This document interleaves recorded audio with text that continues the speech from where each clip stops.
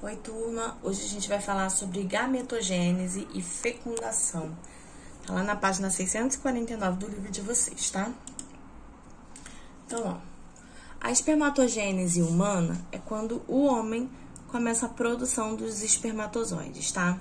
A formação dos espermatozoides, ela ocorre a partir das espermatogônias que estão presentes nos túbulos do interior do testículo. Essa produção, ela precisa ser numa temperatura inferior à temperatura corporal. E ela vai estar dividida em 4 fases que a gente pode observar aqui, tá? Então, a gente tem dentro do testículo o escroto.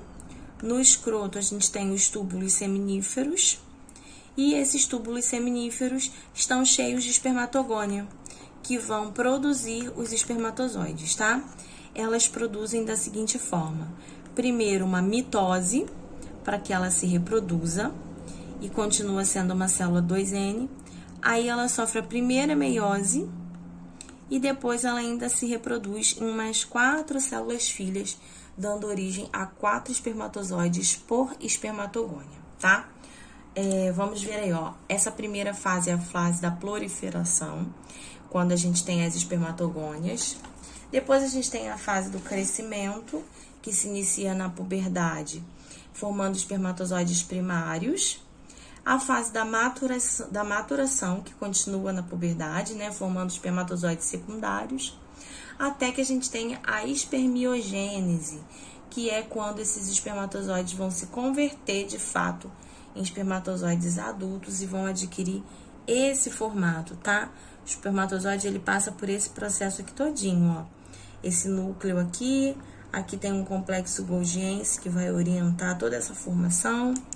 As vesículas vão se formando, ele vai tomando o formato, né, de espermatozoide, cresce o flagelo, e aí ele fica nesse formato dividido em cabeça, peça intermediária e flagelo. A ovogênese humana é a produção dos ovócitos femininos, tá? São as mulheres que fazem. Os ovócitos, eles não possuem mecanismo de locomoção diferente dos espermatozoides e eles contam com um grande conteúdo no citosol, ou seja, eles são bastante grandes, tá? O espermatozoide, ele carrega só informação genética e o ovócito, além da informação genética, ele vai contribuir com o citoplasma da célula, tá? Também vai acontecer em algumas etapas, mas são só 3. A gente tem aqui, ó, o ovário, tá? O ovócito primário. Antes do ovócito primário, que é uma célula diploide, a gente tem ovogônias, que vão se formar ainda quando o feto é uma menina, tá? Depois a gente tem a formação dos ovócitos primários dentro do ovário. Esses nutrientes vão ser armazenados e eles que vão constituir o vitelo depois que quando o embrião se formar, caso ele seja fecundado. A fase da maturação, que vai ocorrer na puberdade, ela vai gerar um ovócito secundário, tá? Que é esse aqui, esse primário, esse secundário. O ovócito secundário, ele vai receber muito citoplasma e ele vai formar um corpúsculo polar, que não vai ter nenhuma utilidade, tá? Esse corpúsculo polar, ele vai se desintegrar. Esse ovócito secundário, ele vai originar mais um novo ovócito que vai ser fecundado. A partir do momento que esse ovócito for fecundado, um próximo corpúsculo polar vai ser criado e também não vai ter função nenhuma e vai ser rapidamente digerido. A fase da proliferação é quando a gente tem as ovogônias no formato, isso aí tá antes do nascimento, tá? No 3º mês da gestação, o bebê mulher já tem essa fase de proliferação das ovogônias. A fase de crescimento ocorre quando as ovogônias vão sofrer aumento e vão se transformar em ovócitos primários, ok? E a fase de maturação, quando esses ovócitos primários, a partir da puberdade, se tornarem secundários e a mulher começar a ovular durante o período menstrual. Aqui a gente pode observar os 2 processos de meiose e mitose. O masculino, ele sofre a primeira mitose e se divide em meiose, formando 4 células masculinas, que são os espermatozoides. O feminino sofre a primeira mitose, um é o corpúsculo polar que não é utilizado, um é o ovócito que é utilizado. Esse ovócito também dá origem a novos corpúsculos que não vão ser utilizados até o óvulo da fecundação. E aí, na fecundação, acontece que o acrossomo do espermatozoide, que fica na parte da cabeça, vai liberar enzimas hidrolíticas que vai permitir a fusão das duas membranas, tanto do espermatozoide quanto do ovócito, e essas duas membranas vão se unir a partir daí.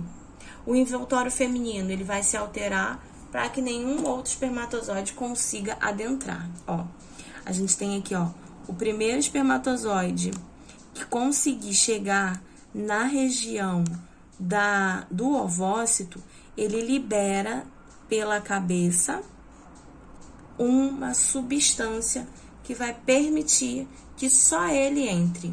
E todos os outros que estiverem aqui vão sofrer um impacto e vão parar de tentar entrar, tá? Só um espermatozoide vai fecundar o óvulo, o ovócito. A partir daquele momento ali a gente tem um óvulo formado, os dois núcleos vão se fundir e vão formar a primeira célula, que é chamada de zigoto. E aí a gente tem algumas características de acordo com o tipo de zigoto que é formado.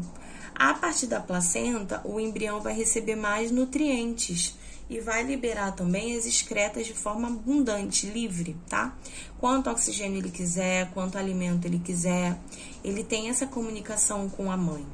O desenvolvimento embrionário a partir do ovo vai depender do vitelo que já foi produzido.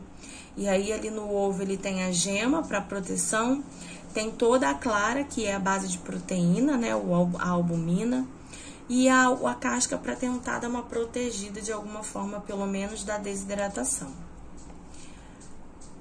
Animais com fecundação externa vão ter muitos descendentes para que a espécie consiga se perpetuar, mesmo sem a proteção dos pais. E os ovos vão tentar preservar o embrião do calor e de ataques. Os mamíferos, na maioria, né, eles possuem a placenta para amparar e proteger os descendentes, e eles permanecem com os filhotes até que eles sejam capazes de se virar sozinhos. Então, eles têm menos quantidade de descendentes, mas eles protegem mais. E existem algumas formas de reprodução que são assistidas. Por que essas reproduções são importantes? Porque podem ocorrer infertilidades, tanto feminina quanto masculina, e os pais podem querer ter um bebê, né? As pessoas podem querer. Então, o que pode causar uma infertilidade? Alterações do muco da mulher, endometriose, obstrução das tubas, laqueadura, tumores, condições genéticas, distúrbios hormonais.